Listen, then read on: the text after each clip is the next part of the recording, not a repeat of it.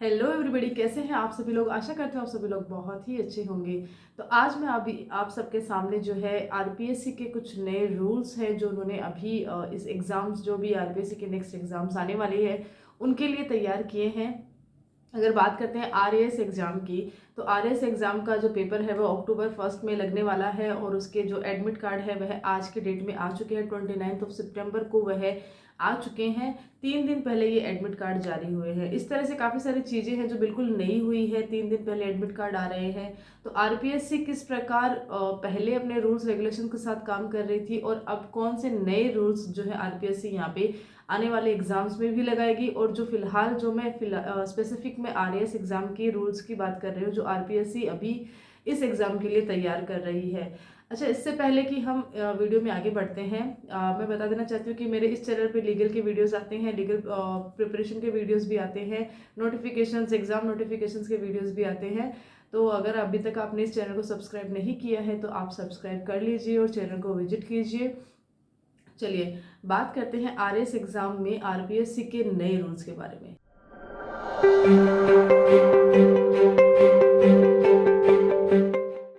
जैसा कि हम सब जानते हैं कि आरपीएससी जो होती है वहाँ उसके जो एग्ज़ाम्स होते हैं वो बाहर के स्टेट्स भी दे सकते हैं।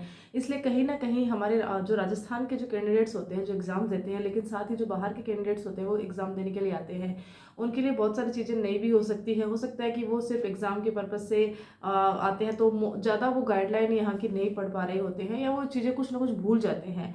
तो अब यहाँ पे एक चीज़ बताने के लिए है कि आरपीएससी हमेशा से इस चीज़ के लिए बड़ी स्ट्रिक्ट रही है। अगर उन्होंने गाइडलाइन में लिखा है कि आपको कोई पर्टिकुलर कुर्ता पहन के आना है, और हाँ, जैसा कि आपने देखा कि लंबी बाजू के जो कुर्ते अगर आप पहन के आते हो आरपीएससी के एग्जाम में तो आपको वहाँ से बाहर कर दिया जाएगा, आपको वह नहीं चलेगा। तो इस तरह के गाइडलाइन वहाँ पे आपको मिल जाएगी। आपको ये मेरा पास्ट एक्सपीरियंस है, मैंने यहाँ देखा है।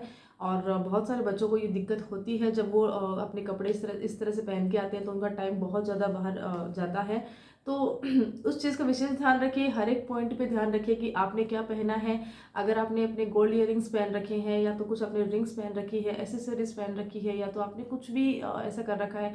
हाँ, अगर आपने चोटी बना रखी है या आपने क्लच डाल रखा है, बहुत सारी चीज़ों के लिए आपको रेस्ट्रिक्ट किया जाएगा। तो हर एक चीज़ का जो है आपके पास तोड़ होना चाहिए।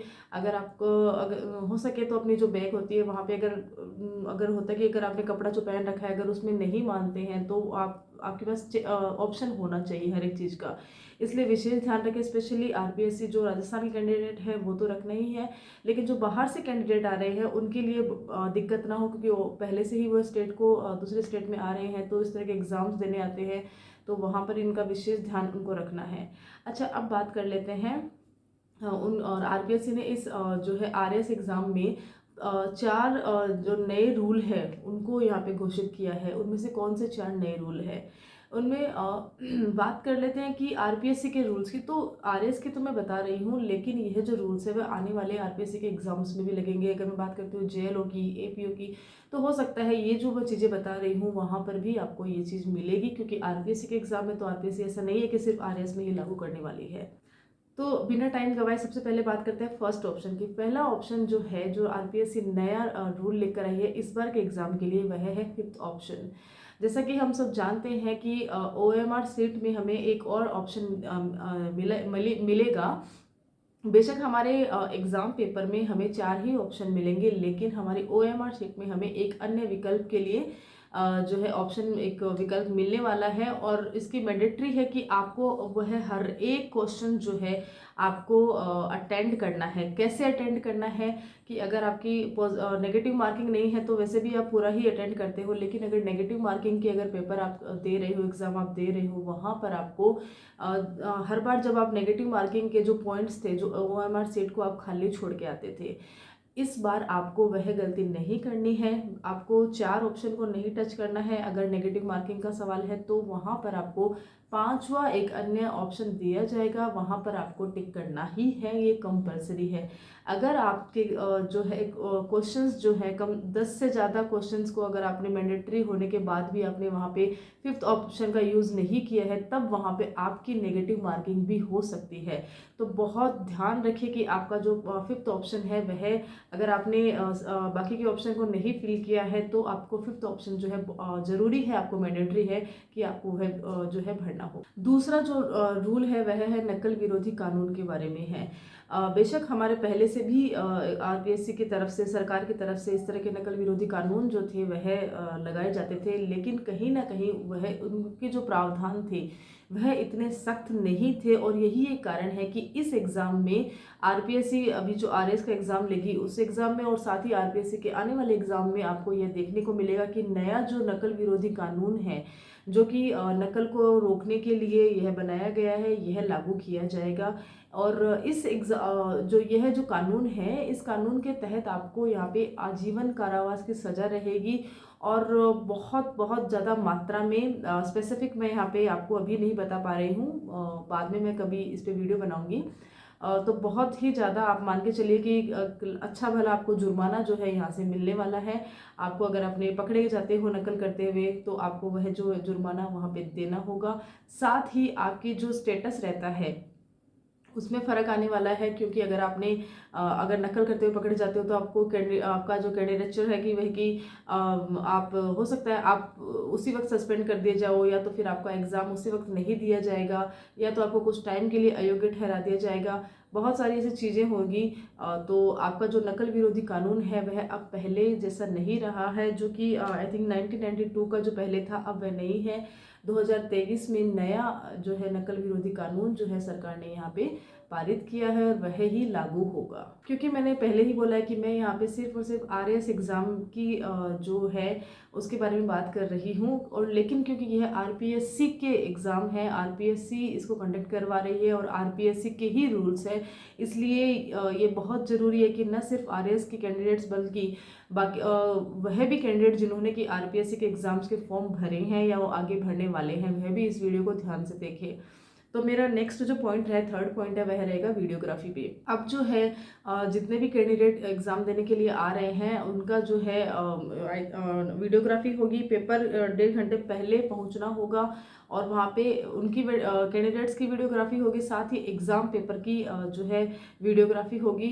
और बहुत ही जहाँ भी उनको लगता है कि हमें वीडियोग्राफी की नीड है वहाँ पे वो वीडियोग्राफी वहाँ पे करवाई जाएगी, ताकि भविष्य में होने वाली अप्रिय घटनाएं जो होती है, पेपर लीक के मामले होते हैं या और किसी भी तरह की कुछ भी दिक्कतें होती है, तो वहाँ पे वीडियोग्राफी जो होती है एक अच्छा सबूत होती है, एक अच्छा तरीका होता है। तो यह भी इस बार से आरएएस एग्ज़ाम में आरपीएससी के रूल्स के अंतर्गत चालू हो चुका। और जो लास्ट फोर्थ ऑप्शन है वह रहेगा ओएमआर सीट की कॉपी। यस, आपको जब एग्ज़ाम देते हो तो वहाँ पे आपको ओएमआर सीट मिलती है, और एग्ज़ाम होने के बाद वह ओएमआर सीट का जो ओरिजिनल जो पेपर होता है वह तो आप जो है वहाँ के टीचर को देते हो, जो भी आपकी एग्ज़ाम हॉल में रहते हैं उनको देते हो, साथ ही जो कॉपी होती है वह आपके पास में रहती है। लेकिन अब जो है आपको उस कॉपी को, जो आपके एग्ज़ाम देने के बाद आपके पास रही है, आपकी ओएमआर सीट की जो कॉपी है, आपको उसको संभाल के रखना है, सेफ रखना है। सिलेक्शन प्रोसेस तक वह कॉपी आपके पास सेफ रहनी चाहिए, क्योंकि अगर लकीली आपका सिलेक्शन हो जाता है तो वहाँ पर आयोग जो है आपसे वह कॉपी मांगेगा। लेकिन अगर उस वक्त आयोग के द्वारा मांगने पर आप वह कॉपी जो है प्रस्तुत नहीं कर पाते हो, रीज़न चाहे कुछ भी हो, अगर आप प्रस्तुत नहीं कर पाते हो तो वहाँ पर आयोग जो है कोई ना कोई कड़े जो है काम करेगा, कार्यवाही होगी। तो बहुत ज़रूरी है कि हर बार के जैसे नहीं रहना है कि हमें जो है एग्ज़ाम दे के आ गए हैं और कार्बन कॉपी जो हमारे पास जो हमें मिलती है उसको हम कुछ दिन अपने पास रखते हैं और फिर वह कहीं ना कहीं हमें आइडिया भी नहीं रहता कि वह कहाँ चली जाती है। क्योंकि कहीं ना कहीं होता है कि अगर हमारा पेपर अच्छा जाता है तो हमें लगता है तो हम उसको संभाल के भी रख लेते हैं, और नहीं तो हम उसको रख देते हैं। तो इस बार जब तक कि रिजल्ट ना आ जाए, जब तक कि सिलेक्शन प्रोसेस ना हो जाए, तो इस प्रोसेस में आपको 6 से 12 महीने लग सकते हैं, ज़्यादा से ज़्यादा मैंने बताए हैं, हो सकता है आपका कम समय भी हो। तो बहुत ज़रूरी है कि अपनी जो OMR सीट की जो कार्बन कॉपी जो आपको मिलती है उसको सेफ रखिए सिलेक्शन प्रोसेस। तो यह थी जो है RAS एग्ज़ाम के लिए RPSC के नए एग्ज़ाम रूल्स के तहत जो अभी RAS का एग्ज़ाम लगने वाला है, उसके अंतर्गत मैंने जो है कुछ नई गाइडलाइंस जो है RPSC की वह बताई है। साथ ही बहुत ज़रूरी है कि आपके पास आपका ओरिजिनल मूल आधार कार्ड होना चाहिए, क्योंकि इस तरह की रिक्वायरमेंट वहाँ पे होती है। आपके पास पासपोर्ट साइज़ फ़ोटोज़ होनी चाहिए। कई बार होता है कि स्टूडेंट्स जो होते हैं फ़ोटोज़ वगैरह जो रहती है उनके पास नहीं हो पाती है। वो सोचते हैं कि चलो ठीक है, हम ले लेंगे, आजकल वैसे ही 5 मिनट में बन जाती है पासपोर्ट साइज़ फ़ोटोज़।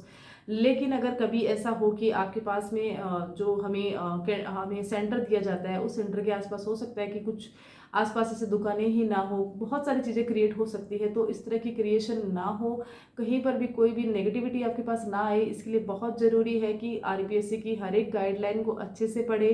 कौन कौन से डॉक्यूमेंट्स आपको अपने साथ कैरी करना है, और कोशिश कीजिए कि जितना हो सके आप ट्रांसपेरेंट चीज़ें ही लेके जाइए। अगर आपका पाउच जो है वह भी आपने ले रखा है तो उसको भी ट्रांसपेरेंट लेके जाइए। और यस, आपके पास थोड़ा बहुत छोटा कम से कम कैश भी रखिए, भले ही ऑनलाइन का है लेकिन फिर भी आपके पास थोड़ा बहुत कैश होना चाहिए, क्योंकि एग्जाम्स में बहुत बार नेट बंद हो जाता है, चीज़ें हो जाती है। तो कई बार क्या होता है कि आपको इस तरह की ज़रूरत पड़ सकती है। तो अब आपकी सतर्कता ही आपकी जिम्मेदारी रहेगी। आशा करती हूँ कि यह वीडियो है जो मैंने बनाया है RPSC के एग्जाम्स रूल्स के ऊपर, आपको अच्छा लगा होगा। और मेरा ये जो कॉन्सेप्ट है जो मैं आपके पास लेके आई हूँ, अगर आप चाहते हैं कि इस तरह की कॉन्सेप्ट, इस तरह की डिटेल्स मैं आपको बताऊँ, तो प्लीज़ मेरे इस चैनल को आपको सब्सक्राइब करना पड़ेगा और वीडियो को शेयर करना पड़ेगा। So thank you so much.